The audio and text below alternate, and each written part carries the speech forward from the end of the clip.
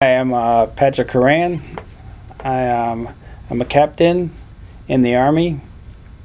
I got hurt in June 2007, and I got shot in the head. They told me that, like, I was walking to go down, and then they heard a noise, and, like, I turned around, like, what is that? And then all of a sudden it just went right in my head, so I'm not really sure because I don't remember. Those guys grabbed me because I fell down when I got shot, and then my chin strap exploded right through here. It exploded, so I hit my chin chop. Sorry. Chin strap, yeah. Yeah, and then I dropped the whole Your helmet. my helmet. Yeah, Right. it fell down, Yeah. and then I tried to stand up. And I'm okay, and my guys pretty much tackled me, and they just put all the how do you call it, the Tourniquet? yeah, I don't know. exactly, They said there was yeah. a lot of blood, and they really didn't think Pat was going to make it, but they dragged him off the roof and got him into the striker, and he was lucky because they were securing the road. So the road was secure and free, clear, so, and he was the only one hurt in the incident, so that was lucky, yeah. So they took him immediately to a field hospital.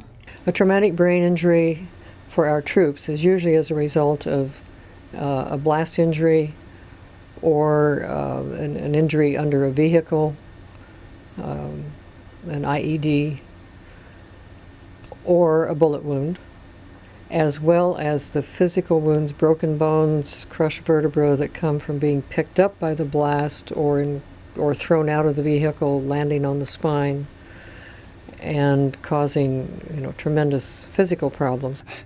I didn't know it, but I thought I could talk, and I'm like, how do they change? Everyone changes this words and everything when I was gone for the year, and now they changed. They changed language. Yeah, everything's different. What's going on? It finally took me maybe a month that's when I was like, oh, I'm not saying the right words at all. And it probably took me almost 3 years to even get close to talking. After an injury, there is a protective reaction, sort of a cascade of chemicals.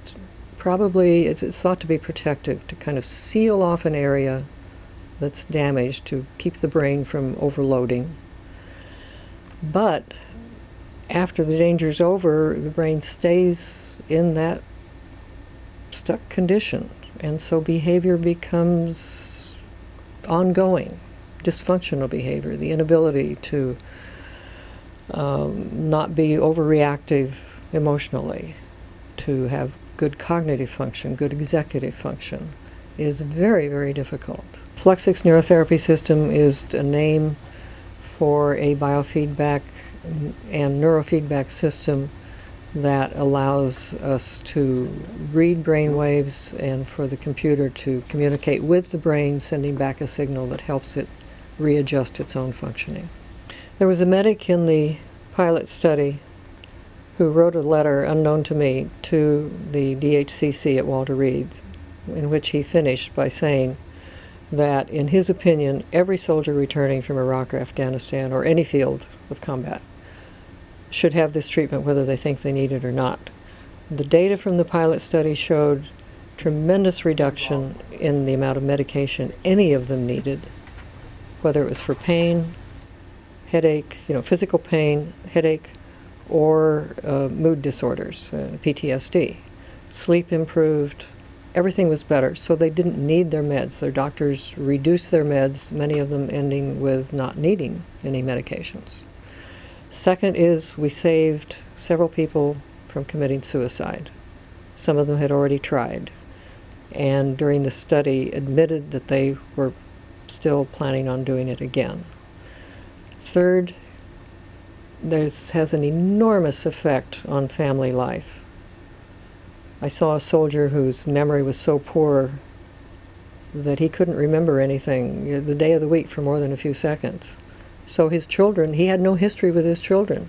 He couldn't remember that they had done things together, but his memory came back, and the whole family dynamic changed.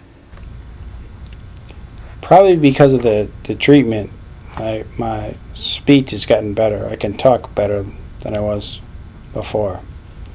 And I thought it would take me a lot longer, maybe years, to get better as I am now. So